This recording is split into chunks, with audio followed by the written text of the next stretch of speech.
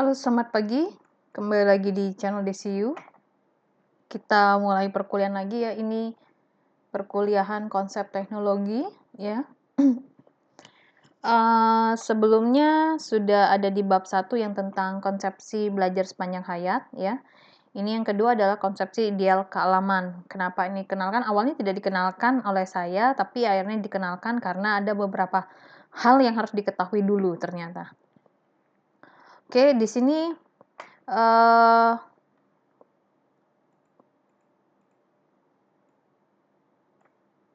di konsepsi ideal kealaman itu ada arti kata yang dari awal ya. Teknik kimia itu sebenarnya namanya adalah teknik atau rekayasa kimia. Jadi bukan atau sebenarnya ya. Jadi teknik atau rekayasa kimia. Jadi bukan dipilih ya, teknik kimia atau rekayasa kimia, tidak. Itu nama nomenklatur yang sebenarnya. Jadi waktu saat mengusulkan prodi juga namanya teknik atau rekayasa kimia, bukan teknik kimia ya. Nah, rekayasa atau terapan ilmu dan teknologi pada dasarnya adalah upaya untuk melakukan perubahan sesuatu dari suatu keadaan ke keadaan lain yang lebih berguna, ya, punya nilai lebih gunanya itu dan bermanfaat bagi manusia. Seperti perubahan gerak, materi, energi, kehidupan maupun kemanusiaan. Hal itu untuk rekayasa pertama-tama akan diperlukan pengetahuan untuk mengidentifikasi serta menetapkan nilai suatu keadaan. Yang secara ilmiah formal hal ini dibahas adalah ilmu termodinamika. Nah, ada beberapa perbedaan ya dalam suatu fakultas kayak kita ya, maksudnya ada teknik itu, ada teknik industri, D3 teknik mesin. Ini saya berikan sejarah kecil ya, maksudnya Fakultas Teknik Unsika ya. Jadi pertama launching itu ada teknik industri, lalu lanjut D3 teknik mesin, S1 teknik mesin, lalu elektro, lalu teknik kimia dan teknik lingkungan. Jadi bisa dikatakan dalam satu fakultas itu setiap program studi memiliki perbedaan 80% ya. 80% dengan prodi yang lain itu sudah menjadi ketentuan. Jadi termodinamika ini adalah suatu mata kuliah atau konsep yang dimiliki oleh prodi teknik mesin, S1 teknik mesin dan juga teknik kimia. Jadi sebenarnya jadi kalau kemarin waktu di pengenalan kuliah umum dengan dari Shanghai University kalau nggak salah ya, atau Shandong ya, saya lupa ya. Jadi begitu mengenal konsep termodinamika, si anak elektronya bingung gitu kan ya, karena mereka tidak memahami itu, tidak mempelajari itu. Jadi yang dipelajari oleh kita itu salah satunya adalah termodinamika dan itu ada irisan dengan teknik mesin. Namun kajian yang ada di teknik mesin itu cukup berbeda. Jadi kalau simpelnya begini ya, ini sepengalaman saya. Teknik mesin juga belajar termodinamika, kita juga belajar termodinamika, itu teknik kimia. Ketika kita membahas dengan termodinamika teknik mesin itu jauh lebih enak sebenarnya karena konsep kita jauh lebih luas. Tapi dan sebaliknya ketika teknik mesin memahami ke termodinamika teknik kimia agak sulit karena cakupannya teknik mesin itu lebih kepada mesin, kalau kita hampir semua overall ke arah sana. Nah, itu dia. Termasuk matematika juga sebenarnya. Matematika itu teknik mesin juga mempelajari mirip dengan apa yang kita pelajari, cuman bedanya kita tuh ada kayak incremental terhadap suhu, panjang wire dan kawan-kawan. Buku termodinamika ini edisi ke-8, ini yang umum sekali dipakai, punyanya si Smith ya, kita selalu ngomongnya Smith-Vanes ceritanya. Jarang mengatakan Abbott sama Swihart ya, Swihart. Nah. Lalu ada lagi buku yang lainnya selain dari punyanya Smith and Vanes ya, ceritanya. Ada Doubert, terus ada Kengel dan kawan-kawan. Nah, di sini nanti dipelajari di semester 3 ya. Semester 3 dan sebelumnya di semester 2 nanti kalian akan belajar kimia fisik. Yang ada kimia fisik 1 dan kimia fisik 2. Nah, itu adalah bagian penghantar dari sebelum masuk ke termodinamika. Jadi kalau bahasanya termodinamika itu akan diawali oleh kuliah FMIPA ya, basic dari science. Nah, di situ ada hukum kekenalan energi ya, hukum termodinamika 1, 2 di situ ya. Di sini. Jadi kalau di sini main core-nya itu ada pressure, work, energy, heat. and temperature ceritanya. Nah, di sini ada the first law ya. Lalu ada nanti bagian dia fluida yang murni, yaitu bagian properti volumetric. Lalu nanti ada heat effect ya, the second law thermodinamika. Nanti juga ada properti termodinamika dari fluida ya ceritanya. Dan kawan-kawan di sini. Nah, sebelumnya untuk hal kayak Carnot ya, terus steam power plant, ini kita juga belajar. Nah, di mesin juga belajar ini. Jadi unit pembangkitan. Kalau kita combustion ya ceritanya, ruang pembakaran ceritanya. Nah, untuk yang di termodinamika ini sebenarnya bisa dikatakan cukup sulit ya. Beberapa orang mengatakan cukup sulit, namun sebenarnya kalian sudah mempelajari termodinamika ini ceritanya. Bisa dikatakan seperti kalian udah belajar kalau nggak salah di SMA kelas 1, yaitu yang kalorimeter bom ya kalau nggak salah, kalorimeter bom kalau nggak salah ya itu ya. Itu di situ ada hukum termodinamika 1, 2, terus diajarkan juga hukum Gibbs, terus entropi dan kawan-kawan ya. Jadi sebenarnya sudah kalian pelajari, cuman mungkin di sana tidak highlight dengan kata termodinamika kalau kita bilang. Kita balik lagi ke sini ya. Nama ilmu termodinamika sebenarnya salah kaprah karena yang dibahas di dalam pelajarannya itu bukan hanya terjadi perpindahan panas. Memang benar ya, kita nggak hanya belajar ini. Tapi rata-rata di termodinamika itu dikiranya belajar tentang persamaan Antoine dan kawan-kawan. Jadi pada sebentar, ini ada 700 ya halaman ya. Masih sedikit ini.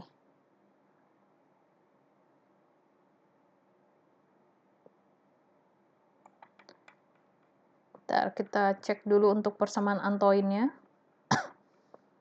Nah, ini kayak heat kapasitas ya, makanya dia bilang tadi perpindahan panas ya. Bermain di sini ada koefisien A, koefisien B, D, dan ada juga temperatur di sini ya. Temperaturnya dalam satuan apa ini? Kelvin ya ceritanya sini. Dia bilang Kelvin. Nah, ini dia bilang, jadi dikiranya itu adalah perpindahan panas. Padahal sebenarnya bukan di sana. Nah, perpindahan panas tuh, kita balik lagi ke sini ya. Fenomena aliran panas. Perpindahan panas itu ada radiasi, konveksi, dan konduksi yang mungkin waktu di SMA dipelajari dengan sekilas saja lah ya. Radiasi ya perpindahan panas dari matahari langsung ke bumi, terus segala macam. Konveksi punya media berupa udara, konduksi, dan kawan-kawan seperti itu. Lalu dia lanjutkan melainkan membahas variabel dan parameter penunjuk dan penilai keadaan panas. Dengan demikian ilmu keadaan lebih tepat untuk digunakan dalam pembahasan tersebut. Jadi termodinamika itu sebenarnya bukan tentang perpindahan panas, tapi ilmu keadaan dibahasnya seperti itu. Sesungguhnya sistematika ilmu ini tidak hanya berlaku untuk peristiwa perpindahan panas atau alamiah saja, tetapi juga dapat diterapkan untuk menilai keadaan kehidupan atau kemanusiaan. Ternyata ada konsepnya ke arah sana. Proses penerapan ilmu dan teknologi secara lengkap akan memerlukan ilmu seperti berikut. Ilmu untuk menilai keadaan, fugasitas, segala macam ya ini kalau kita bilang. Nah, ini tadi itu ada beberapa di bagian daftar isi. Nih ya. Ini keadaan ya, maksudnya ada temperatur, pressure, work, energy, heat ya. Lalu nanti akan muncul di sini ada VVT, ini pressure, volume, dan temperatur. Ini ideal gas dan gas ideal. Gas ideal dan keadaan gas ideal. Nah, di sini adalah fluida murni kita bilang. Terus ada persamaan virial ya, persamaan keadaan virial. Lalu juga di sini ada korelasi untuk gas, ada liquid dan kawan-kawan. Nah, ini yang dikatakan sifat keadaan ya kita bilang. Ilmu keadaan maksudnya ya. Nah, terus selanjutnya dia ilmu untuk menata terjadinya peristiwa perubahan yang bersifat fisik atau sementara, kinetika fisika. Nah, kinetika fisika ini nanti akan belajar juga di awal mulanya di kimia fisik ya ceritanya. Nanti berlanjut ke teknik reaksi homogen dan heterogen. Nah, ilmu untuk menata perubahan yang bersifat kekal atau persenyawaan kimia itu disebut kinetika kimia. Jadi, ini untuk menghitung kayak volume reaktor dan kawan-kawan. Lalu, ilmu untuk menetapkan rancangan bentuk dan ukuran wadah tempat peristiwa perubahan itu terjadi sesuai dengan kondisi skala yang diharapkan, ilmu reaktor dan peralatan penunjang lainnya. Sebentar, coba saya carikan bukunya ya, biar bisa paham maksudnya. Hmm.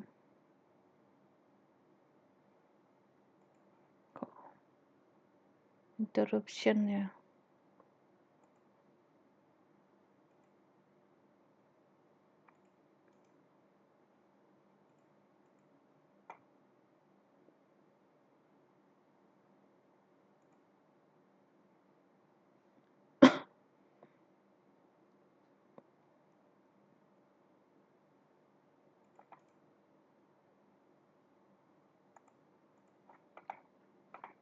Oke, ini yang pertama tadi kan dikatakan termodinamika tadi, yang perpindahan panas ya. Ya, fenomena aliran panas itu bukunya ini ya, bisa pakai Broadkey ya, bisa yang lain terserah ya maksudnya. Disesuaikan dosennya maksudnya. Nah, ini dia tentang fenomena panas kalau ini ya, dia lewat transformenanya. Secara konveksi, konduksi, dan radiasi di sini ada pembahasan konduktivitas panas, koefisien difusi ya, sini. Lalu sedangkan yang reaksi ini ada Meson ya, sebenarnya ada Vogler juga bukunya. Jadi kita lihat dulu di daftar isinya. Nah, ini dia. Ya, kinetika kimia di sini. Jadi ada kesetimbangan ya ini ya. Kinetika dan termodinamika atau kesetimbangan di sini. Ini ngitung reaktor. Ya, reaktor itu adalah tempat berlangsungnya reaksi. Jadi kalau suatu pabrik kimia dengan pabrik lainnya, apa yang membedakan yaitu adanya reaktor. Misalnya pupuk ya, itu ada reaktornya. Jadi kalau misalnya kamu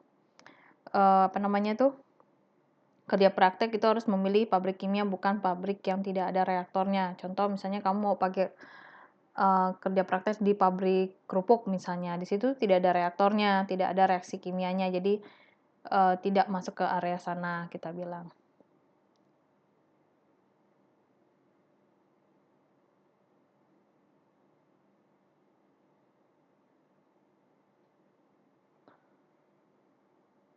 Oke.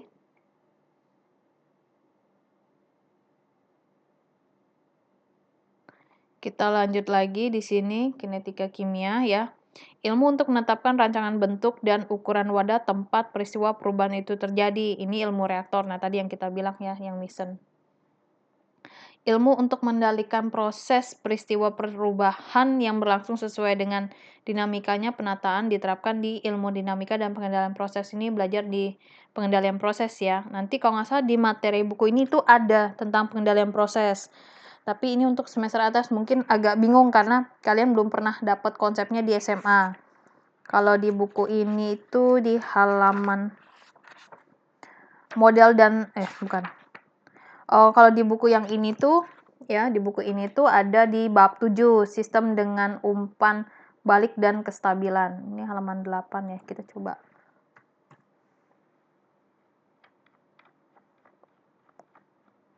Kalau yang ini emang oh ini dia. Ini dia, bukan, model sistem ini.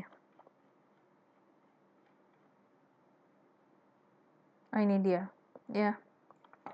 Ini sebenarnya bagian dari intinya teknik kimia, cuman beberapa hal tidak disukai oleh ini ya ceritanya. Banyak sekali karena dianggap sulit mungkin.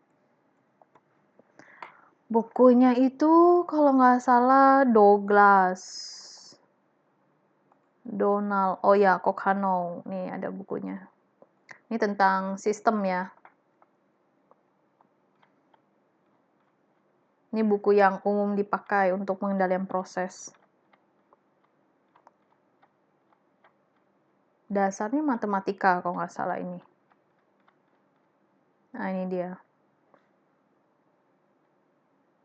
Ada persamaan diferensial ordinary di sini ya. Ada dia dengan loop system ya. Jadi ini tentang proses, jadi ini tentang komputerisasi juga sebenarnya, karena ketika kita ada di pabrik itu ada yang bahasanya apa ya? Pengenalan secara, kalau kita memeriksa lapangan ya, di lapangan itu bisa kita lihat dengan monitoring secara komputer dan juga ketemu di lapangan. Kalau dengan misalnya di komputer itu tidak semua mengartikan semuanya beres ya, karena ada beberapa orang yang sudah lama bekerja di suatu pabrik itu punya insting. Nah, ketika punya insting itu, walaupun dia melihat itu keadaan baik, dari noise, dari suasana, dari kayak semacam kayak apa sih, punya feeling ya, itu dia bisa menandakan bahwa oh ada yang nggak beres di site apa, tanpa dia ngeliat di komputer. Karena dia sudah tahu, mungkin misalnya saja suatu site itu sebenarnya dengan peralatan yang sudah kuno, lama, dan tidak bisa diperbaiki. Jadi bisa dikatakan apa ya kita bilang, jadi komputer itu tidak segalanya menjadi tools. Jadi di pengendalian proses ini kadang-kadang yang kita butuhkan juga bukan hanya peralatan canggih, tapi juga kecakapan orang menguasai lokasi kerjanya. Jadi walaupun demikian ya, maksudnya ini sekedar sharing ya, sharing karena nanti akan kamu temuin ketika kamu kerja praktek atau kamu bekerja, beberapa orang itu ada yang memiliki hal demikian. Itu bisa dikatakan orang sudah expert ya ceritanya.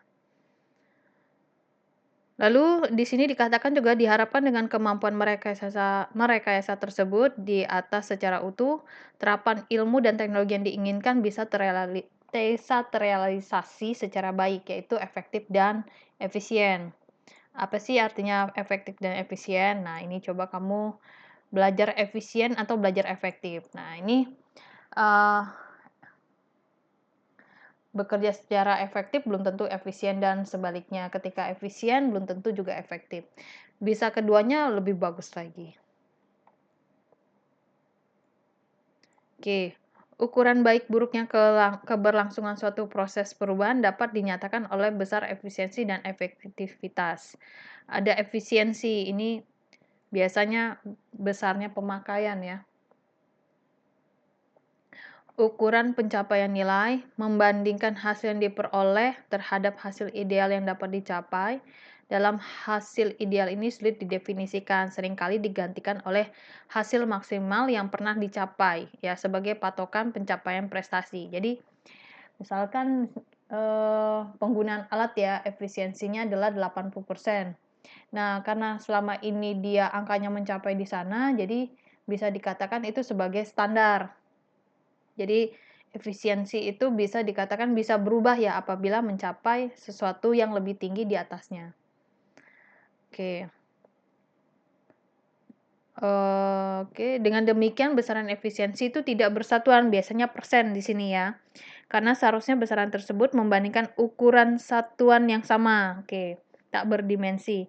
Dapat pula digunakan istilah hasil guna sebagai kata Indonesia dari besaran efisiensi dengan simbol neta ini ya ceritanya, eta sini ya. Kalau kita bilang selalu efisiensi itu demikian ya. Kayak mana ya nulisnya itu ya. Kalau di sini ada pena, seperti ini nulisnya. Nah, itu ya. Ini eta ya. Bisa juga seperti ini ya, karena kurang bagus ya. Nah, ini dia. Sebelumnya kayaknya belum pernah kenal deh kalian yang ini ya. Oke. Lalu ada efektivitas di sini. Efektivitas berarti ukuran upaya yang dilakukan untuk mencapai hasil yang diperoleh. Besaran ini diperoleh dengan membandingkan hasil yang dicapai terhadap besar upaya yang telah diberikan. Dengan demikian, besar efektivitas selalu bersatuan, persatuan upaya atau energi yang digunakan. Kata Indonesia daya guna ya dapat diistilahkan sebagai penggantinya dalam bentuk epsilon. Nah, yang keempat adalah pencapaian nilai efisiensi hasil guna. Ya, tapi saya juga bingung ya karena sudah sering mengatakan efisiensi, efektivitas, jadi kalau di translate ke bahasa yang lain agak sedikit membingungkan mungkin ya.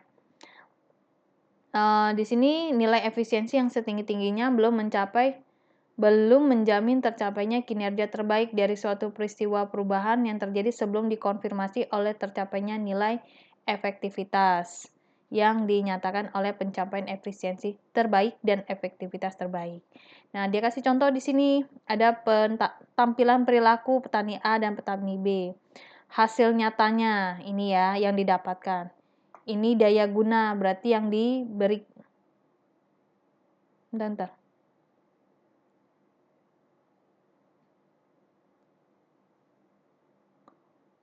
Oh, sorry. Ini tampilan perilaku, ini petani A, petani B. Ini idealnya ya. Seharusnya dia mencapai nilai segini ya. Nah, ketika si petani itu hasil nyata olahan panennya hanya 2 hektar per hari, sedangkan idealnya adalah 4, maka pasti efisiensinya lahan itu bekerja adalah 50%. Ya, sedangkan petani B itu hasil nyatanya yang didapatkan adalah 3 hektar per hari. Namun, idealnya seharusnya itu adalah 4 hektar per hari. Jadi bisa dikatakan efisiensinya itu adalah 75%. Dapat dari mana? Sebenarnya itu dapat dari 2 dibagi 4 dikali 100%. Ya, 2-nya itu dari sini, 4-nya dari sini. Ya, termasuk juga 75% itu ya 3/4 kita bilang ya.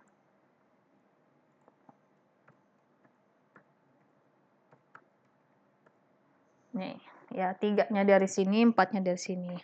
Nah, sekarang daya upaya. Petani A mampu menghabiskan 1 piring per hari. Petani B mampu menghabiskan 2 piring per hari. Idealnya berapa? Nggak ketahuan. Mengapa? Setiap orang punya kemampuan yang berbeda. Nah, jadi ini tuh tidak bisa ketahuan nilai apa sih idealnya ya. Kan perbedaannya misalnya gini ya. Manusia itu ada usia itu berat badan, nafsu, ukuran, jenis kelamin dan kawan-kawan ya kita bilang. Jadi di sini diistilahkan dalam bentuk efektivitas daya guna, mampunya dia, ya mampunya. Ternyata dianggap mampunya itu hanya 2 piring, kalau ini hanya mampunya 1,5. Dianggapnya seperti itu. Kalau yang ini dia ngebandinginnya adalah 2 hektar. Ini ya. 2 hektar per hari. Ya.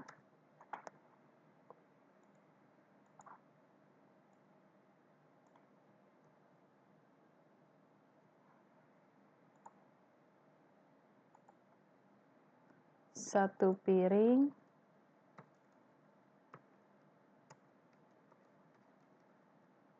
per hari. Nah, kalau yang ini 3 hektar per hari.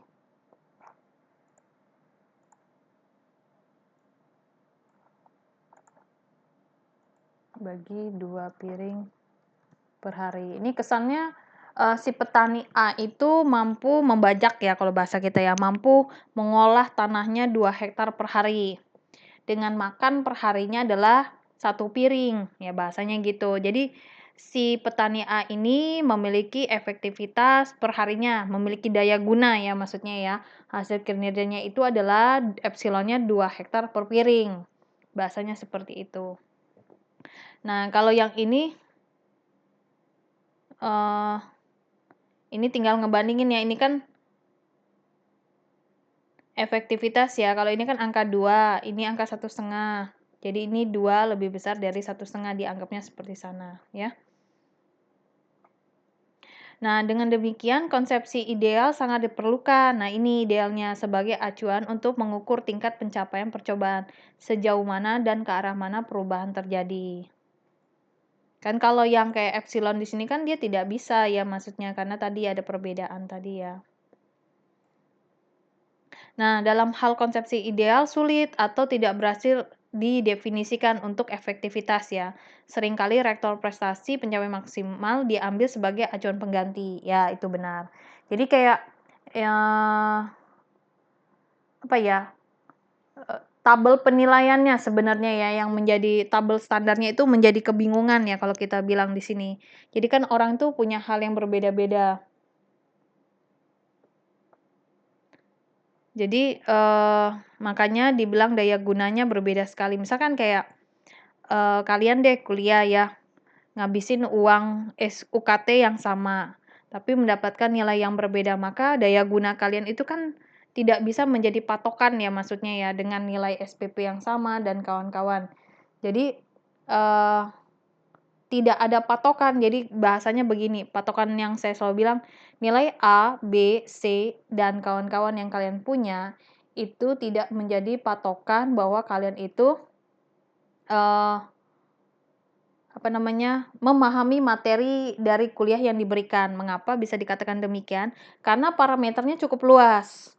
Ya, cukup luas. Apakah kamu paham ini, apakah kamu paham itu? Karena nanti penilaiannya itu adalah panjang ya. Misalnya semester 1 diajarkan, ternyata nanti di semester 8 ketika perancangan ditanyakan kembali dalam bentuk perhitungan. Dan ternyata misalkan tidak bisa, sedangkan nilainya A. Maka itu kan tidak bisa menjadi parameter kamu memiliki efektivitas atau daya guna terhadap mata kuliah yang kamu ampu. Itu dia. Nomor 5. Dalam peristiwa alam, konsepsi ideal diterapkan, misalnya untuk pengertian gas ideal, larutan ideal, dan seterusnya.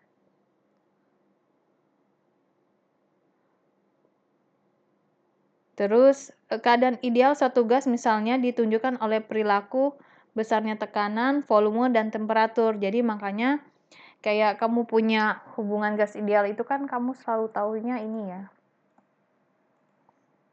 PV sama dengan nRT. Jadi V tekanan, volume ya, mol dengan di situ ada konstanta gas ideal itu bisa berubah-berubah ya, bukan maksudnya dari sifat keadaan kalau kita bilang atau iya sifat keadaan tadi ya. Jadi tidak bisa dilibatkan. Jadi di sini makanya dari suatu konsep bersamaan itu yang dilibatkan adalah tekanan, volume, dan suhu, bisa dikatakan ya. Nah, yang tetapan itu sebenarnya C itu adalah si N kali R sebenarnya karena dibedakan ya.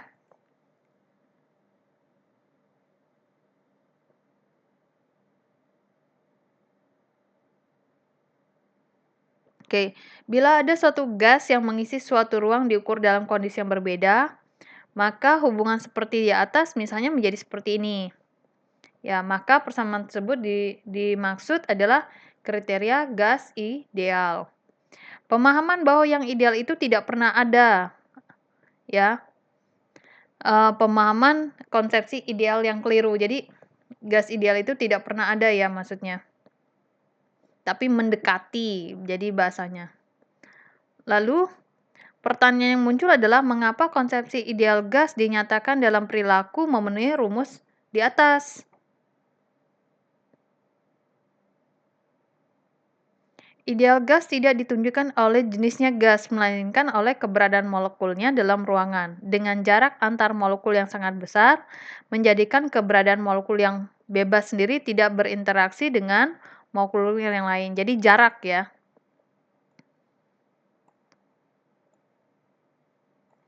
Terus juga memberikan keterukuran tekanan, volume, dan temperatur yang benar-benar merupakan hasil tumbukan ke dinding, tidak dipengaruhi oleh molekul yang lain. Jadi kalau tumbukan tuh momentum ya maksudnya. Fisika udah belajar ya momentum ya di sini ya. Sehingga variabel tekanan, volume, suhu mengungkapkan sepenuhnya nilai gerak yang dimiliki semua molekul secara mandiri. Jadi dikatakan ideal itu bukan karena apa sih?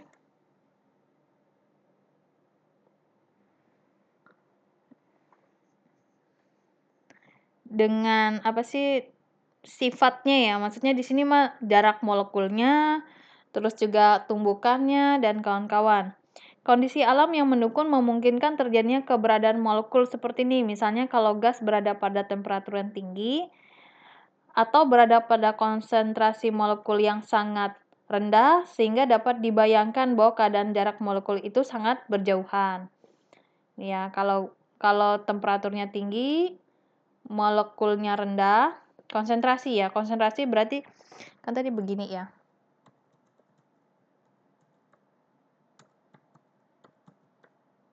Nah, jadi kalau kita bilang tadi, mana tadi?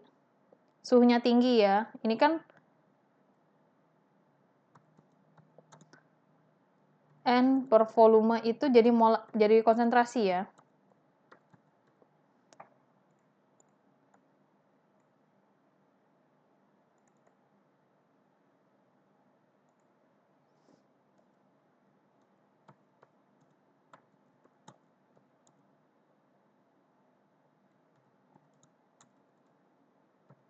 Lambang konsentrasi tahu ya.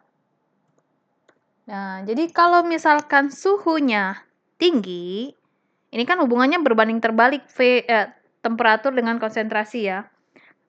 Jadi hubungannya terbalik. Jadi kalau suhunya tinggi maka konsentrasinya rendah dan kawan-kawan kalau kita bilang. Jadi karena dari letak ini ya. Seperti ini.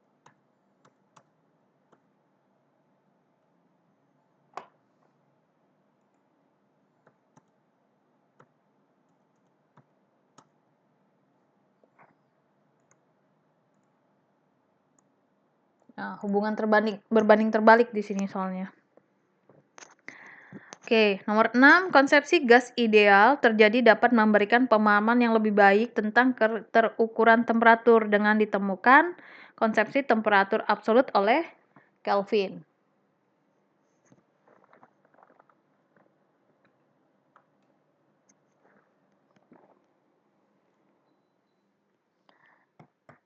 Oke, di sini ya dia bilang. Gas A, gas B, gas C. Pada keadaan ideal, kenyataan menunjukkan adanya hubungan linier antara tekanan dan suhu. Nih ya, kalau kita ngeliat persamaan yang di atas P sama dengan nRT, tekanan dengan suhu itu hubungannya berbanding lurus. Jadi kalau berbanding lurus, maka yang di sini tadi dia bilang ya, hubungan linier.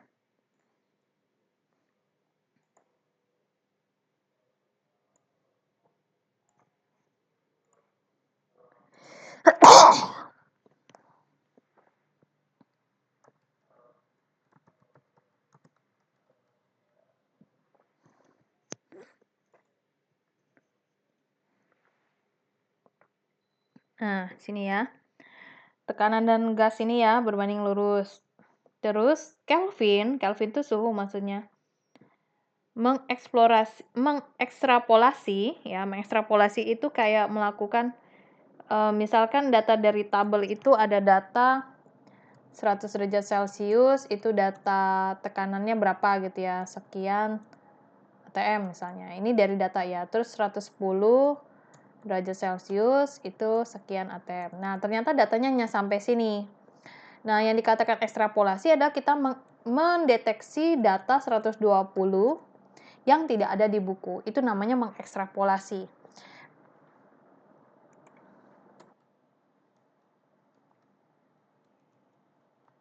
Beda dengan cerita namanya intrapolasi.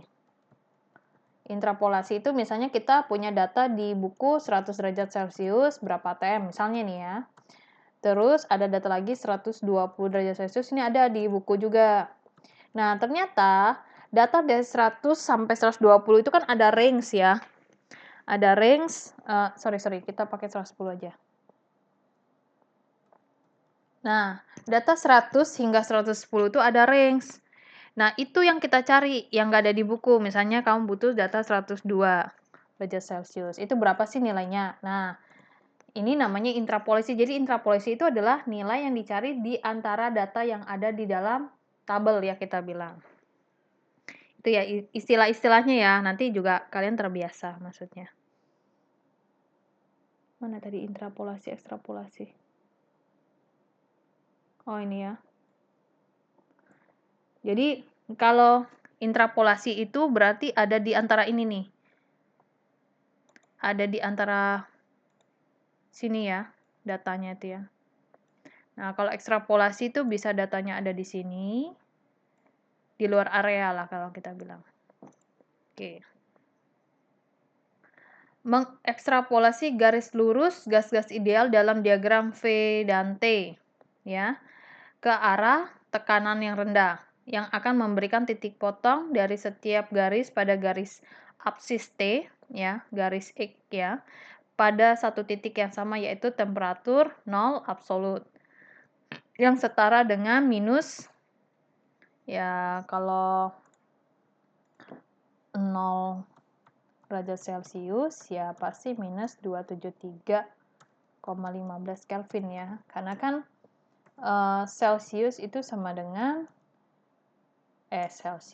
Kelvin sama dengan derajatnya Celsius ditambahkan 273,15. Oke.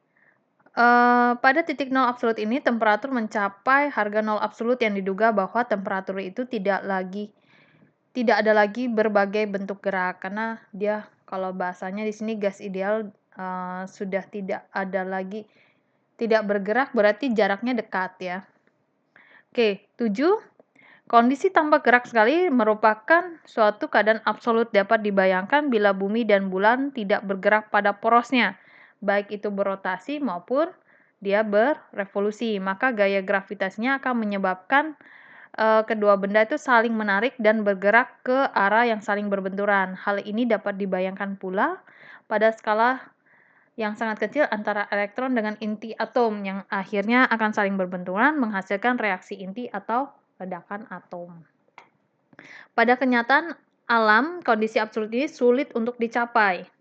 Namun dapat saja didekati dengan berbagai cara. Salah satu caranya dengan membatasi ruang gerak dan jarak antara inti atom seakan-akan mengikat dalam suatu kisi-kisi atom yang sangat rapat sehingga hanya elektron saja yang dapat bergerak. Sehingga material ini dapat menjadi superkonduktor. Nah, superkonduktor ini nanti kamu pelajari di mata kuliah bahan konstruksi teknik kimia di semester 2. Ya. Oke. Kedua bahasan terakhir memberikan gambaran seolah-olah mengisolasi sebutir atom. Memegang sebuah atom sebagai suatu unsur material terkecil yang kaku yang mempunyai nilai hanya pada dirinya, yaitu mandiri ya. Juga ditunjukkan dalam bahasan tersebut bahwa penggunaan istilah bahasa dan keilmuan tidak mengada-ada, tapi dapat dijelaskan. Misalnya gini, jaraknya deket banget gini ya, padahal itu tidak mungkin ada pendekatan. Terus, akan tetapi berusaha memberikan pengertian yang sebenarnya dan berupaya menunjukkan pada tingkat kepastian, seksama, presisi, dan absa. Dengan demikian, upaya pemodelan berkonsepsi dan menyampaikan dengan bahasa yang gamblang merupakan ciri penting manusia ketika mengungkapkan pikiran keilmuannya. Jadi ada penjelasannya. Oke, ini ada tugas mandiri, ya silakan dicari, ini tidak perlu dilaporkan ke saya, tapi mencari informasi tentang penambahan kemampuan kamu ya. Contohnya carilah data dari buku atau ukur di alam ya, variasi tekanan dan temperatur dari 3 gas yang berbeda sehingga menunjukkan kondisi gas ideal. Apa aja yang kamu punya gas di dunia ini ya, kalau di luar kan udara ya jadinya ya. Ya kalau misalnya ada gas yang di LPG itu bisa ada pengukur tekanannya yaitu yang dari regulatornya segala macam. Ya, silakan coba dipikirkan ya. Terus, lakukan ekstrapolasi kurva yang diplot dalam diagram tekanan dan suhu sehingga dapat ditentukan temperatur 0 absolut dengan data-data yang Anda miliki tersebut. Bahaslah hasil yang Anda peroleh, kemudian kemukakan serangkaian pertanyaan yang muncul dalam pikiran Anda setelah melihat semua hasil kerja Anda untuk tugas tersebut. B. Pertanyaan untuk dibahas, apa yang dimaksud dengan suhu, fenomena alamiah, dan bagaimana cara mengukurnya. Jelaskan pula apa yang dimaksud dengan ukuran intrinsik dan ekstrinsik, ukuran kualitas dan kuantitas, ukuran nilai dan upaya, dan atau pasangan ukuran sejenis lainnya. Nah, ini ada yang perlu beberapa istilah untuk ditinjau ulang ya. Ada ideal, absolut, terus efisien, efektif, kualitas, kuantitas, nilai guna, daya guna, kinerja, performance, gerak, massa, panas, dan kawan-kawan. Jadi untuk meninjau kembali apa yang kamu sudah dapat tadi di kuliah saya. Oke, itu aja. Nanti kita lanjut lagi ke materi selanjutnya. Ini termasuk masuk ya, karena ada beberapa dasarnya di sini konsep teknologi. Terima kasih, sampai jumpa lagi di channel YouTube DCU dan saya ucapkan selamat pagi.